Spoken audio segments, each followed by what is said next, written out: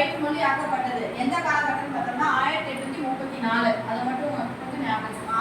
1834 தான் என்ன பண்ணாரு, மெக்காலே என்பவர் தான் வந்து ஆங்கிலம், இங்கிலீஷ் வந்து நம்ம ஒரு லாங்குவேஜா படிக்கிறோம் இல்லையா, அது வந்து பயிற்று மொழியாக வந்து கொண்டு வரப்பட்டது. அதுக்கு அடுத்து பார்த்தீங்கன்னா 1854 வந்து சார்லஸ் வுட் அறிக்கை இருக்கு இல்லையா, சார்லஸ் வுட் கோத்தாரி கல்விக்குழு, சார்லஸ் வுட் அறிக்கை இதெல்லாம் வரும். அதுல வந்து 1854 சார்லஸ் வுட் அறிக்கை என்ன பண்றாங்கன்னா, கல்கத்தா, பாம்பே, சென்னை எல்லாமே வந்து பல்கலைக்கழகங்கள் நிறுவப்பட்டு அந்த பல்கலைக்கழகங்கள் என்ன பண்றாங்க, ஆங்கிலம் ஒரு பேப்பராகவே வந்து கொண்டு வந்துடுறாங்க. சரியா?